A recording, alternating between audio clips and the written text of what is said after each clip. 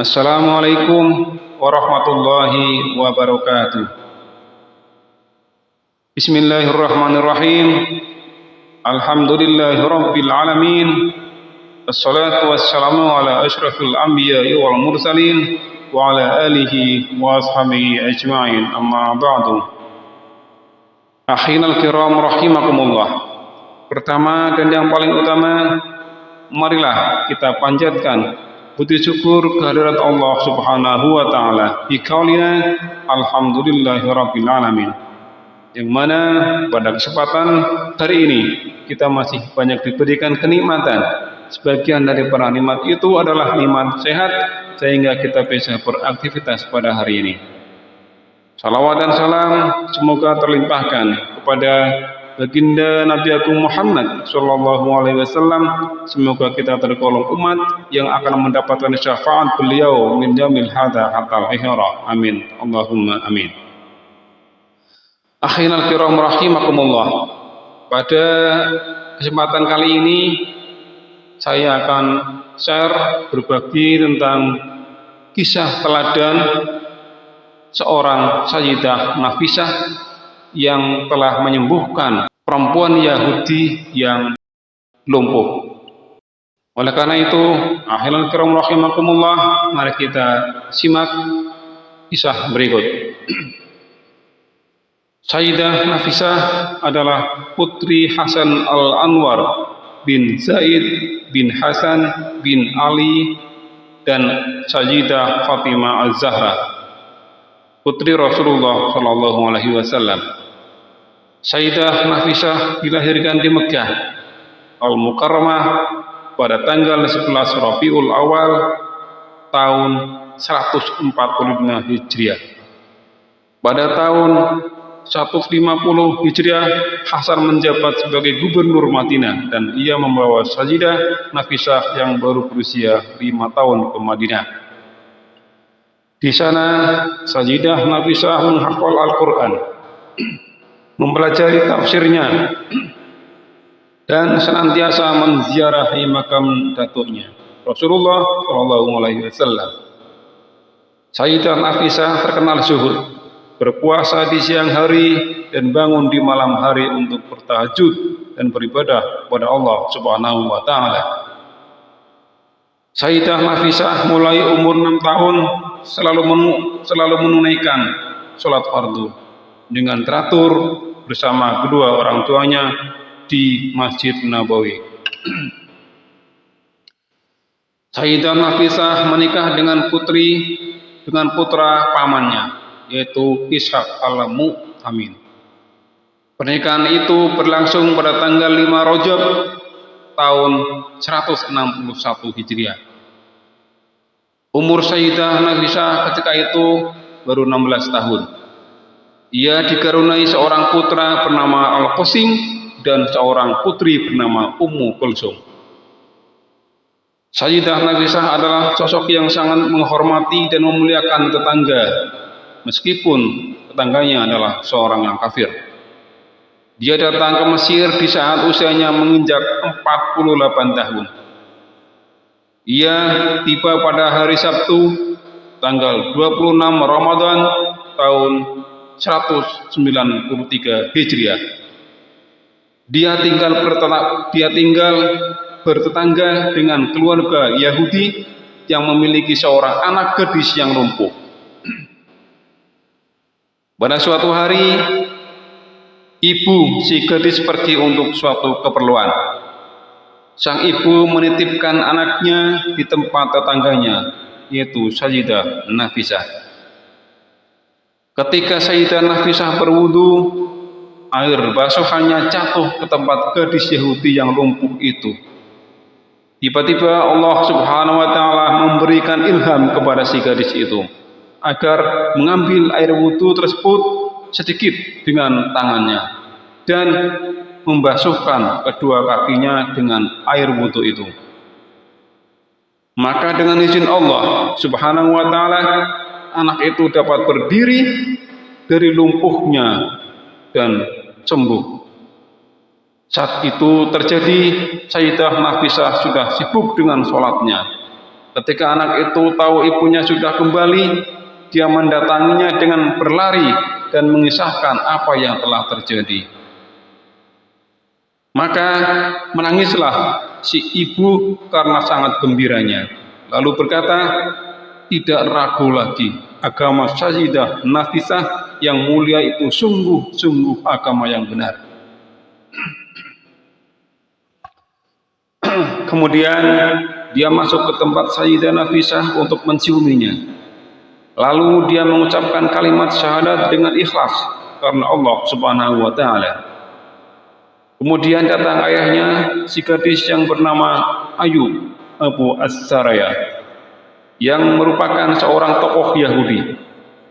Ketika dia melihat anak gadisnya telah sembuh, dia pun sangat gembira dan bertanya kepada istrinya tentang sebab kesembuhannya. Setelah mendengar cerita istrinya, sang ayah mengangkat tangan ke langit dan berkata, Maha suci Engkau yang memberikan petunjuk kepada orang yang Engkau kehendaki. Demi Allah Subhanahu wa taala, inilah dia agama yang benar. Akhiran kiram rahimakumullah. Lalu dia menuju rumah Sayyidah Nafisah dan minta izin untuk masuk. Sayyidah Nafisah mengizinkannya. Ayah si gadis itu bicara kepadanya dari balik tirai. Dia berterima kasih kepada Sayyidah Nafisah dan menyatakan masuk Islam dengan menyatakan, aku bersaksi bahwa tidak ada Tuhan melainkan Allah Subhanahu wa taala dan bahwa datukmu Muhammad adalah Rasul Allah. Kisah ini kemudian menjadi sebab masuk Islamnya sekelompok Yahudi yang lain yang tinggal bertetangga dengan Sayyidah Nafisah. Dari penggalan kisah tadi, kita dapat mengambil hikmah dalam menyoal kehidupan bertetangga. Kemajemukan agama akan berdampak pada hubungan antar umat agama. Sayangnya, tidak semua orang paham akan pentingnya toleransi antar umat beragama. Kebanyakan orang yang masih menganggap bahwa agama mereka adalah yang paling benar. Semua agama pasti mengajarkan hal yang baik. Untuk itu, kita harus menjaga agar hubungan antara sesama manusia dapat berlangsung dengan baik. Akhiran kiram rahimakumullah.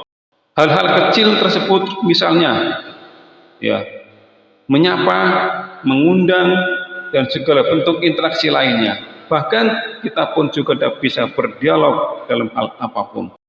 Di dalam Al-Quran disebutkan, dan berbuat baiklah pada dua orang, ibu dan bapak, karib kerabat, anak-anak yatim, orang-orang miskin, tetangga yang dekat dan tetangga yang jauh, dan teman sejawat, ibnu sabil dan hamba sahayamu.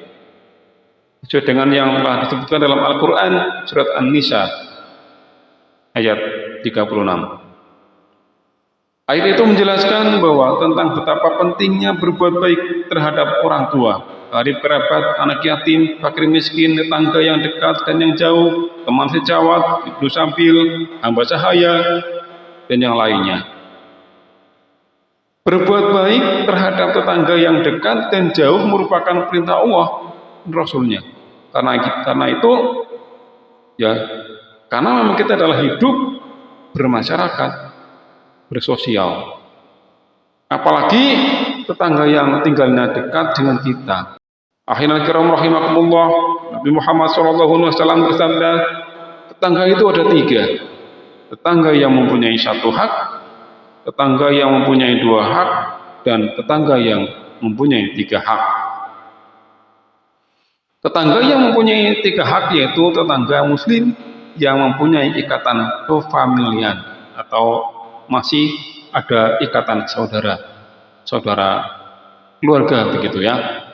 Golongan tetangga ini mempunyai hak ketetanggaan, hak keislaman dan hak kefamilian. Adapun yang mempunyai 2 hak yaitu tetangga muslim, golongan tetangga ini mempunyai hak tetanggaan dan hak keislaman. Adapun yang mempunyai 1 hak yaitu tetangga musyrik bukan muslim. Maka Perhatikanlah betapa Nabi Muhammad SAW menetapkan bagi orang musyrik itu hak disebabkan semata-mata karena kita bertoleran atau bertetanggaan.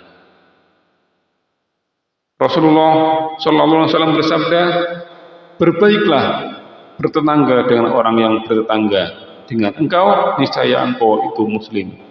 Dalam hadis yang lain juga disebutkan dari Abu Hurairah radhiyallahu anhu, Nabi bersabda, tidak akan masuk surga orang yang tetangganya tidak merasa aman dan nyaman dari tetangga itu sendiri. Itu sudah diriwayatkan oleh hadis Bukhari, ya. Hadis Bukhari nomor 6016 dan hadis Muslim nomor 46.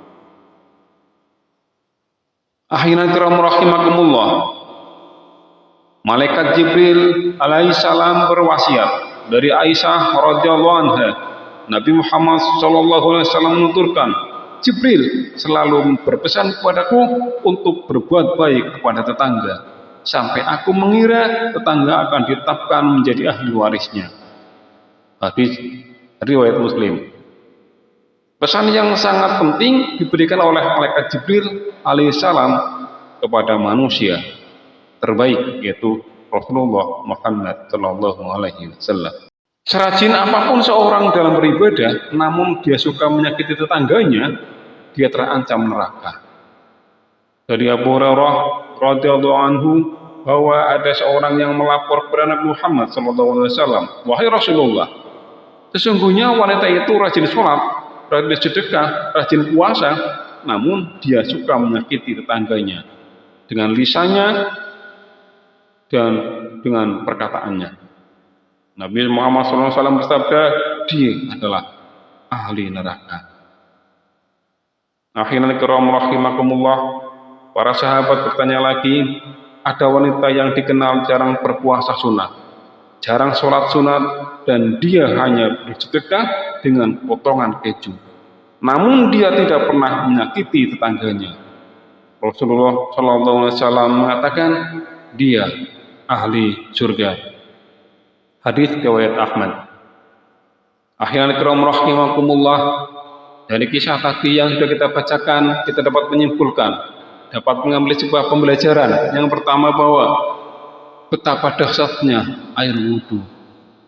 Karena jika Allah berkehendak, apapun bisa terjadi dan penyakit apapun bisa sembuh dengan perantara air wudhu.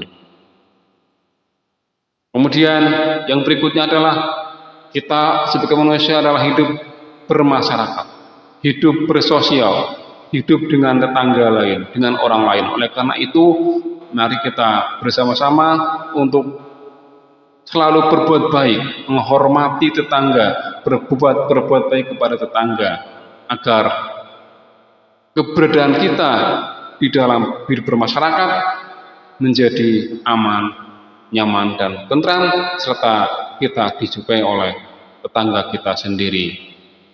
Akhirnya rahimakumullah, hanya itu dulu yang dapat kami sampaikan. Apabila ada kesalahan, kami mohon maaf yang sebesar-besarnya. Dan akhir kata, wabillahi taufiq wal hidayah. Wassalamualaikum warahmatullahi wabarakatuh.